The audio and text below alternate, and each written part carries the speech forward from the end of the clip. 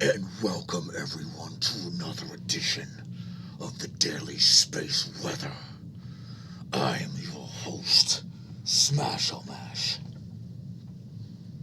aka Dan. And we've decided to broadcast today straight from the depths of hell. So we're starting things out. Pardon me, I forgot to use my non-hell voice. Starting things out, looking at the sun, casting light on things in the wavelength of 193 angstroms. We don't see any sunspots, but we see a little bit of activity in the east, as well as up here in the northwest. So we've got an interesting stream today, and you'll notice the color of the flames are proportional to my levels of rage. All right, it looks like we are able to get bandwidth out of hell and onto the prime material plane of existence. So we're looking at HelioViewer here at helioviewer.org, and looking at the fields, we see a little bit of activity rising here in the southeast. See those filaments in the 171 angstroms. And we should get some great fireworks as this active region in the northwest sets. Here are the fields. And here is the 304 angstroms view.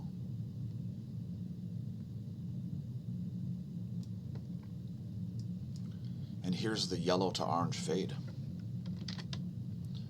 Here's the 48-hour SDO video of 304 angstroms, which from my perspective looks on the cold side. Now there are a bunch of plasma filaments. You can see some up here, some over here, some over here, some over here, some down here. So there's quite a bit of filamentary behavior going on, folks. We're not going to go to the synoptic map or anything like that. And we are thrilled that we are able to get bandwidth from an outer plane of existence to the prime material plane. And thanks for tuning in, folks.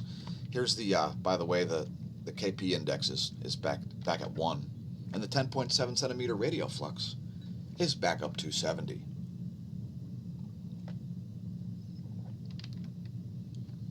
Will you be joining us for our Solstice stream? Yes. We will be streaming live at the moment of the solstice, which occurs in that amount of time. If you want to make your own countdown timer, check timeanddate.com. It's all there. Next, looking at not in-the-sky.org. We're looking at theplanetstoday.com, where I like to use the mobile planet chart because it makes it very simple. They do have a geocentric chart. I don't know if you care, but there's that. There is that. Okay, we accept cookies. Anyway, that does give you an idea of when things are lining up with the SOHO coronagraphs and so on. Anyway, there's where things are now. There's where things will be in a week, we hope. And here's in-the-sky.org star chart. Today's featured star is Deneb. Our regular viewers will know why, and if you don't know why, head to smashamash.com/forum and go to the Cosmology thread and read all about it. Next, looking at the X-ray flux, we see quite low levels there, no flaring. And no proton events either, no surprise there, as we haven't seen any coronal mass ejections or major coronal hole wind streams. Next, looking at the real-time solar wind, we actually just did see a spike, and that looks a lot like a coronal mass ejection right there. A little bit of a high-speed plasma ejecta must have struck the ionosphere there, as the speed jumped from 318 to 341 in a very short period. Now, that's not a very big jump, because the scale is very small right now because it's been flatlined. So these are all still low levels of solar wind. And phi angle 271, and that's in degrees, by the way. And that's the angle of the incoming particles. the orientation of the incoming particles. Next, the density is 5 protons per cubic centimeter, and the solar wind speed back down to 316, legit solar minimum conditions there. And I don't know how many tabs I would have missed. There we go. And the cosmology segment today is going to consist of a very simple thing. Us recommending that you read the following paper. It's free. It's 53 pages long. It's got hundreds of references to scientific articles. And it's written by the record holder for highest resolution ever achieved in nuclear magnetic resonance imaging. Have a read of 40 lines of evidence for condensed matter, the sun on trial, liquid metallic hydrogen as a solar building block, and consider its implications on the rest of cosmology. Then head to smAsho.com/forum. Go to the cosmology forum if you like, but if you go to the sun forum, there is an entire pinned subject about the liquid metallic hydrogen solar model, and it's got 2 pages worth of articles about that. If you haven't read about it, consider it. And again, consider the implications on the rest of cosmology. It's kind of important, folks. Next, looking at the Magnetosphere movies here, we're looking at some plasma spheres that have regained their coherence over the past couple days. We saw an utterly incoherent plasma sphere, which would be this empty space that you see in this area. That's where the plasma is able to kind of hang out, being held in place by the Earth's Van Allen belts. So anyway, there's 4 hours of data there on the magnetosphere, and it's looking a little more normal than it did, especially, what was that, 2 days ago? I lose track of time, especially on long weekends. Next, looking at excuse me. Next, looking at ground magnetic perturbations. And I did a whole bunch of mileage over the weekend on the bike, folks. Don't mind the cough. It's normal. It is allergy season 2, folks, so please don't confuse allergies with other disease profiles. So anyway, there are the ground magnetic perturbations, and we'll put that back to where it was before it auto-refreshed. And you can see how the South Pole has crept into the southern Indian Ocean, and how we've got a North Pole over both northern Canada and Siberia. Next, here's the GOES magnetometer data. And we're only seeing the 16 for the last several months now, hoping that the 15 isn't destroyed. Let's hope the Indians didn't decide to shoot down the satellite. Just kidding, folks. I find it highly unlikely. Next, looking at the Gong 2 data to show us solidly in the South Pole-oriented current sheet. Again, apparently, shown there in red. Nothing to write home about there. A little bit of North Pole polarity showing up on the opposite side of the sun. And again, some activity rising there. So it's probably visible from stereo A. We won't cover it today because it's really not that important to you Earthlings. Next, looking at the line of sight field plot.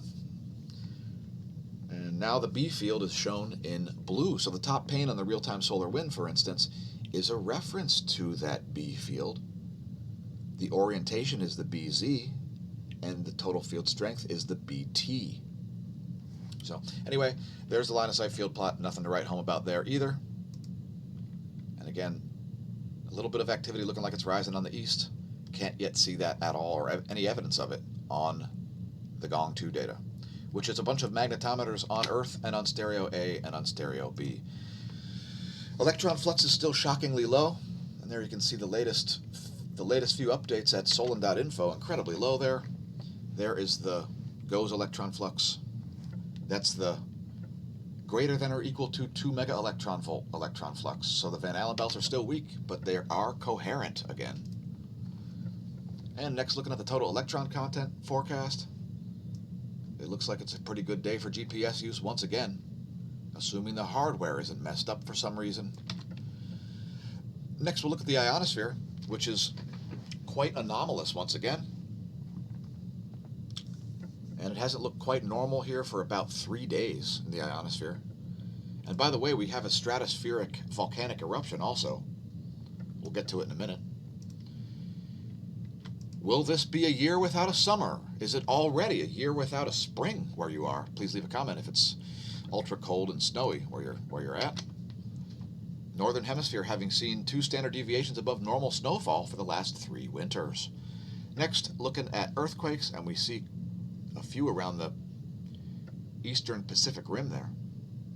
I'm sorry, that's the western Pacific Rim. I get my dyslexic directions confused, folks. All right, so here's a deep quake at Argentina. That one came in at 1317. Oh, and thanks for leaving comments.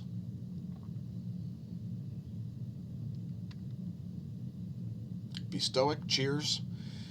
Be stoic says healthy humans breathe 108,000 times in 12 hours. All right. Thanks for the info. And let's scroll up here. No earthquakes over a 6 magnitude in the past 24 hours. We're going to report deep ones and weird ones, ultra shallow ones if they happened. Here's a 4.1. So we see a swarm of deep quakes there in Argentina. Check it out. 1534 yesterday, UT. We see a 4.1 magnitude quake at 120 kilometers. And then an hour and a half later, we see a 4.5 at 275 kilometers, right in the same region. I'm going to scroll up the list here. I would be prepared for an earthquake if I lived in Western South America. Not that there are that many people there. Please leave a comment if you felt the quake from Guam. Are you a U.S. military personnel viewing our video? Well, leave us a comment. Don't tell us your location. Use a VPN, etc., etc. They're free now, by the way. And lastly, coming in just a little while ago here, it looks like a 4.6 striking Western South America. Perhaps all of those are foreshocks for a larger quake at the surface.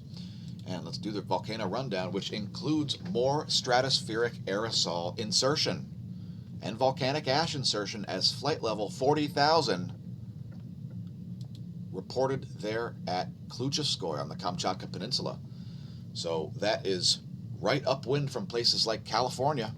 So don't be surprised if you see some purple sunsets, folks. By the way, volcanoes are global cooling factors, not global warming factors. So understand the way atmospheric physics works. We urge you. Now, also erupting is Mount Aso, Sakurajima. Semaru. Flight level 13,000 at Semaru. That's an uptick there, I think, over the past couple of days at Semaru as well. Not stratospheric. But a 40,000 foot eruption on Kamchatka, being that far north, that is quite stratospheric indeed. It's better for that to happen in the summertime, I guess. Dakono also erupting, exploding, flight level 7,000 there. Rupahu back on the list, producing sulfur dioxide and carbon dioxide emissions. The crater lake is dominated by a heating-cooling cycle indicating gas flux. So there you go. There's some kind of a connection between the crater lake and the magma chamber. And we've reported on this quite a few times now, so more activity at Rupahu.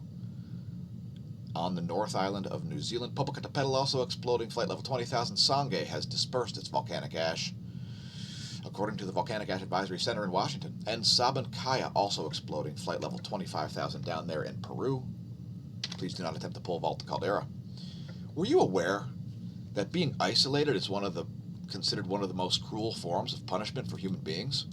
Well, here's a USA Today article talking about how humans not meant to be alone. Many Americans haven't seen or touched another person in 3 months because of COVID-19.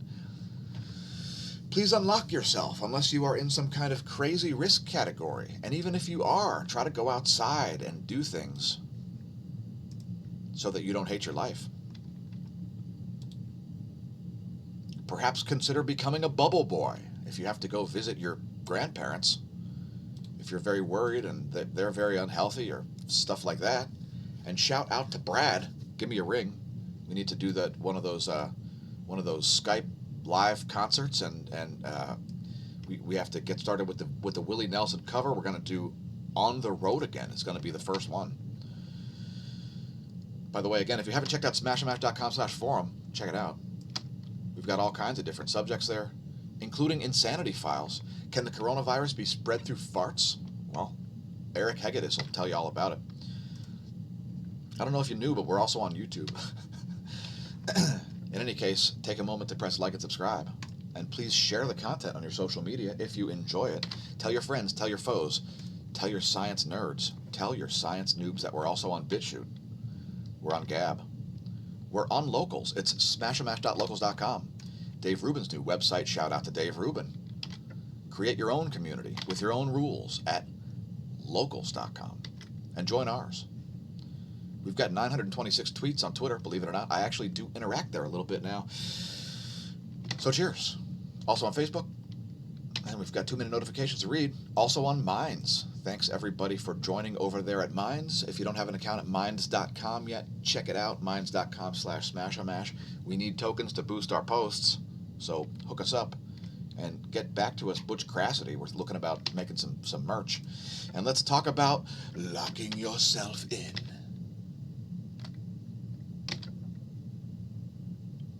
And behaving in a very foolish fashion. First thing I'd like to do is say, hey you, yeah you, stop hanging above my head. Now, a lot of economic turmoil has been caused as a result of the scary, spooky, evil, scary virus.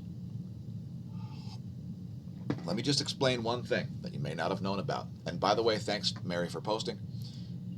FYI, viewers, U.S. fractional reserve requirements are no longer 10-1. There are no longer reserve requirements in U.S. banking. So to elaborate, banks used to loan out $9 for every $1 you deposit. That's called fractional reserve banking. Different countries have different fractional reserve requirements. Banks, unlike other businesses, calculate their assets oddly. See, banks don't even technically own your deposits, yet they not only claim your deposits as their own assets, which means no bank is even worth 1/10 of their stated assets. It's crazier than that. Banks claim the other $9, which they also loan out based on your deposit of $1 as their asset. Guess what? It's even crazier than that. They claim interest on the loans on the $9 that they loan out before it's even paid off as their assets also. Now, if any other business kept their books that way, their board of directors would be thrown in jail for misleading the shareholders. And we won't talk about how many shareholders are being misled, but in any case, guess what? It's even much crazier than all of that. Because guess what? There are no longer fractional reserve requirements. Full stop. Let that sink in. That's right. Banks can now create an infinite amount of money from thin air by literally just digitally putting numbers in accounts. There is no fractional reserve requirement anymore, which means a bank can loan out an infinite amount of money regardless of deposits managed. Have you heard of inflation? Well, we are now entirely able and in the crosshairs to create hyperinflation in the U.S. And by the way, you'll have no indication that it's happening by looking at any data anymore because of the elimination of fractional reserve requirements. People like Peter Schiff understand stuff like this, and we're looking to get Peter Schiff on the Diamond Anvil. He'll probably talk to us. CNBC generally won't. If you haven't checked out the Peter Schiff podcast, I highly recommend it. Let's talk about bugs. Now, there's a biological warfare going on outside your home. Be on the right side of it by understanding who's fighting, okay? The spine soldier bug is a beneficial insect. They eat things like Mexican bean beetles, European corn borer, diamondback moth, gypsy moths, etc. They like to eat larvae. They suck out their insides with crazy harpoon mouth parts. So that's a spine soldier bug, all right? And I want to note one thing. You see this line going across its thorax?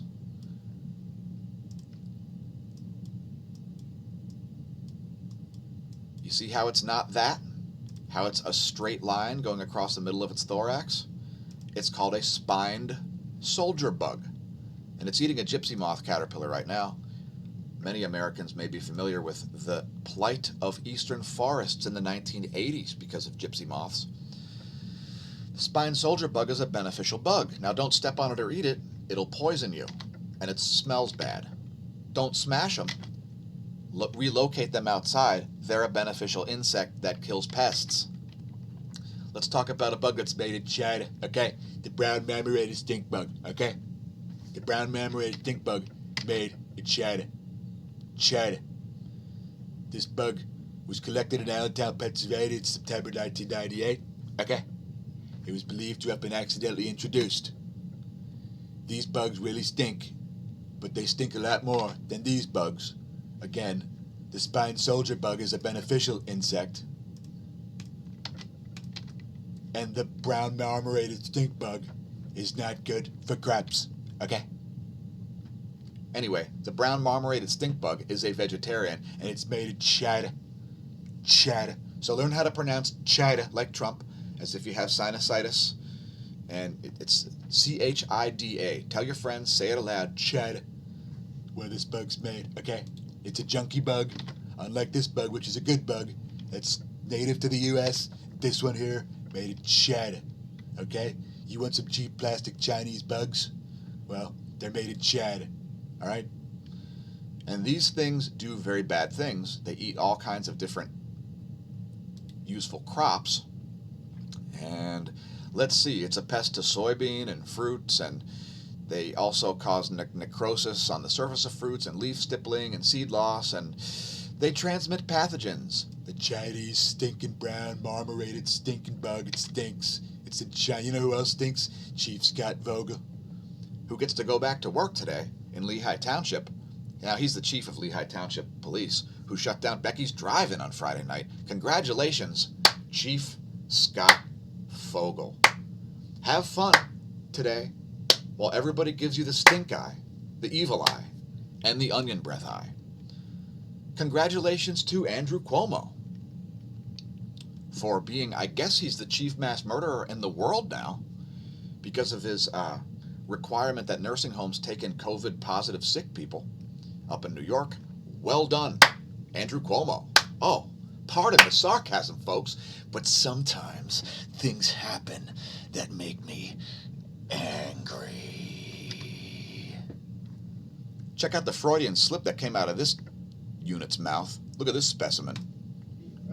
What we must do is, for their families, those who died from the COVID virus, make sure they get the appropriate death benefits. Make sure they get the appropriate death penalty benefit. And listen to it again. The least we can do, and I would say what we must do is, for their families, those who died from the COVID virus, make sure they get the appropriate death benefits.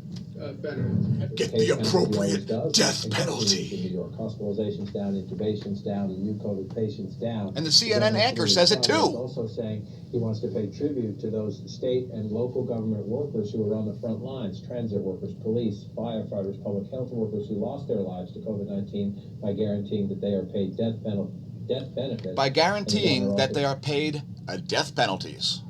Well done. Geniuses are emerging from the woodwork. Oh my gosh, the levels of genius. Now, maybe you've seen these new See the Pattern videos, this series of Beyond Jurgen's electric non-existent star model featuring Gareth and Wal Thornhill. Wow. I mean, I knew I needed some lulz over the weekend. I didn't know I'd get that many lulz. Of course, I left comments. I don't know if they got deleted or not. I think I may have been banned, but stars are electric, because these two specimens believe stars are electric. So yeah, follow me on Instagram. You may see quality videos like this. And it's about time. Excuse me a minute. I have to go back into the depths of hell.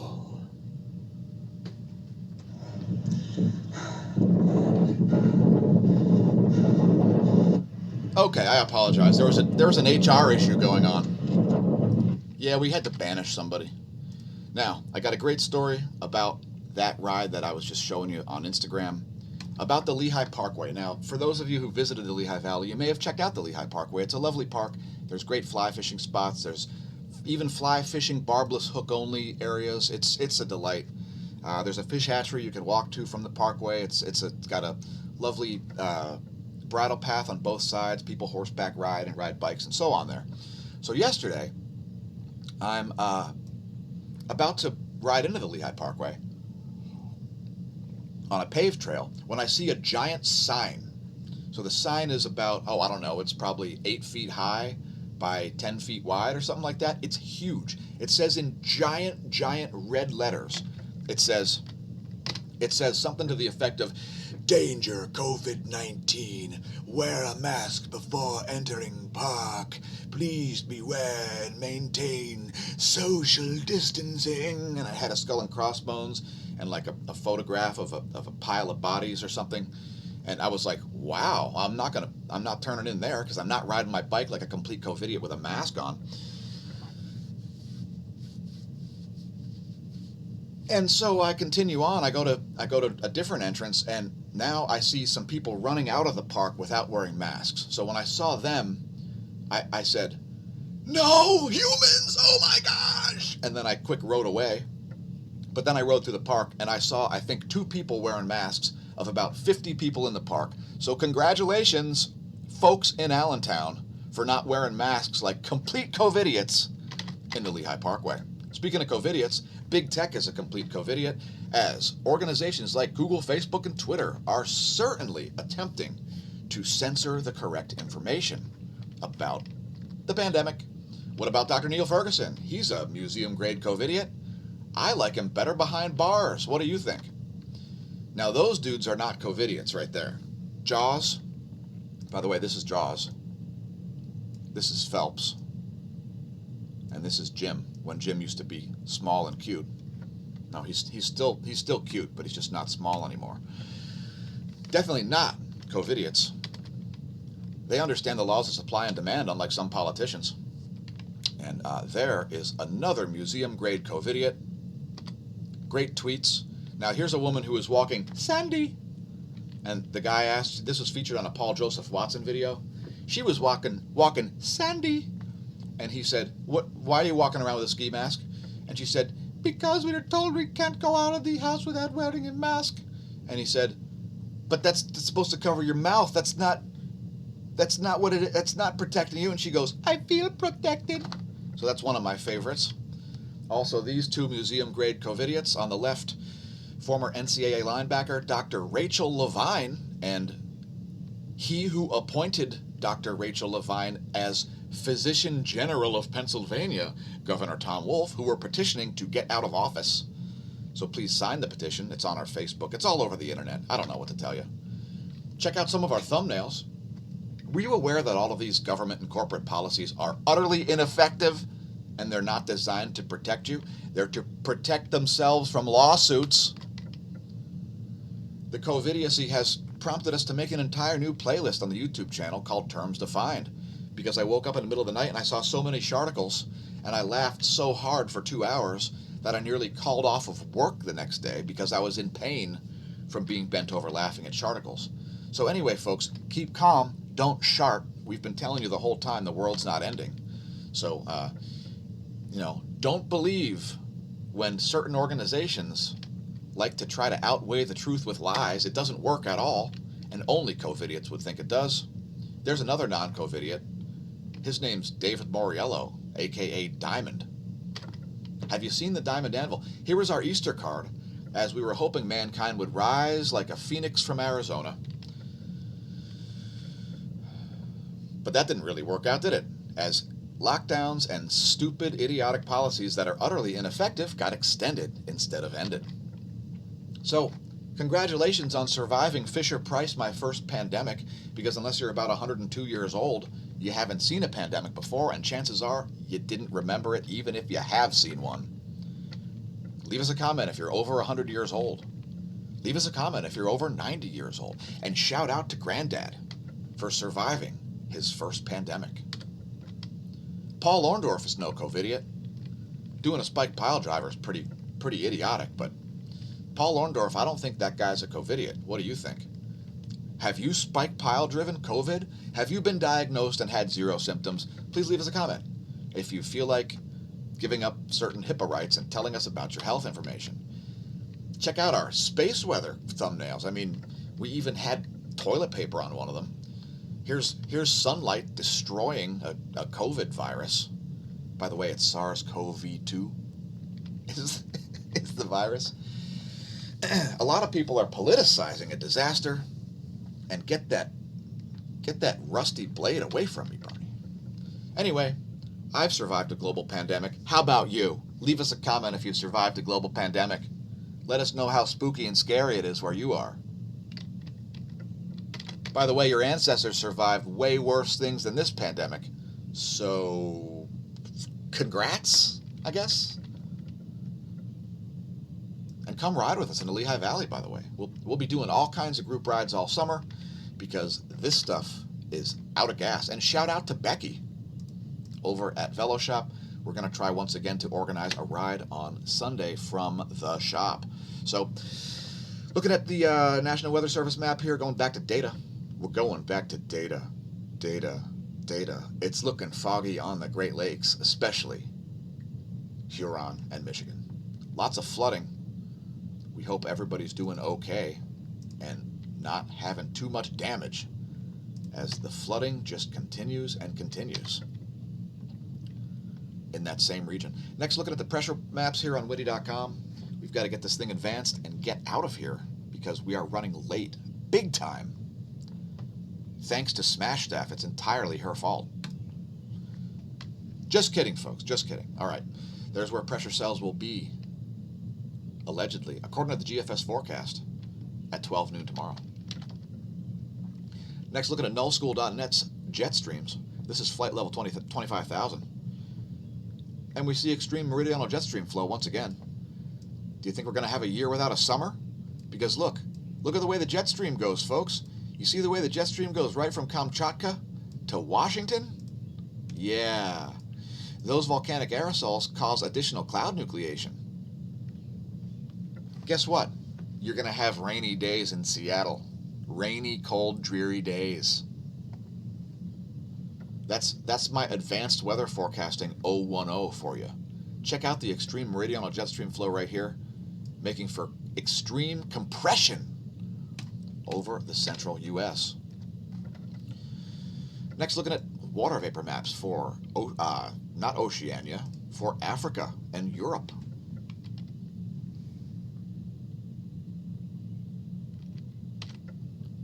Water vapor maps for Oceania, as well as the Far East. Some dry air creeping into Manila. And at lightning maps, we see a bunch of compression. Kansas City. I think there's thunder rolling in. The lightning calmed down a little bit. We got a bunch on the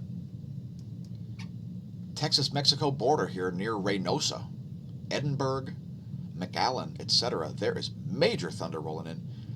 If you're 80 miles north of that, go out and look south. You might see sprites. That is a serious thunderstorm. And it's been going on for a while. Check it out. There it is on Doppler radar. And check out this oddity right here, this storm totally moving north over the state of Missouri. Check it out. Making for some strong, sudden thunderstorms kicking up on the Doppler radar, courtesy Weather Underground. Next, we'll look at U.S. water vapor map. And it is looking pretty funky. Again, remember the jet stream is coming way down like this. And cold air is what causes extreme weather, folks, not hot air. Don't believe the hot air of climate alarmists who don't know the first thing about atmospheric physics. Try to help them understand. And it looks like we got clear skies over my head. I woke up this morning very early and I saw Mars and I said thanks to our patrons. Just kidding, folks. I didn't see Mars and say thanks to our patrons, but I did see Mars. And it was very bright. In any case, thanks to our patrons. Whatever tier you're on, we appreciate it. And we greatly need your funding. So thanks for your continued support. We're also on Subscribestar. So if you don't like Patreon for whatever reason and you want to do a monthly automatic donation, do it on Subscribestar. We are not nonprofit yet. We do own smashomash.org. We are not yet nonprofit status. So look for that to come. It's going to happen. Thanks, Smash Team. Again, please share the content on your social media. as we're having just a little bit of trouble getting traction for some reason on YouTube. Can you imagine? We're getting hundreds and hundreds of views per day on BitChute and less than 100 most days on YouTube. So please share the content, because if you share it, we can prove that it showed up. And thanks for flying American Smashways. Please keep your head and arms in the prime material plane of existence at all times and stay out of hell. Next, we've got bonus features. It's the intensitygram to show no sunspots, the colorized magnetogram to show you the areas of magnetic organization, of which there aren't very many besides in the Northwest. And last but not least, the 171 angstroms 48-hour SDO video. Again, we do see some activity rising there in the southeast. That's very nice. Let's check the chat. Again, thanks for leaving comments. Don't forget to tell your friends. Don't forget to tell your foes. Don't forget to tell your science nerds. Don't forget to tell your science noobs about the channel and the other interactive content that we're creating every day, mainly for you, the viewer.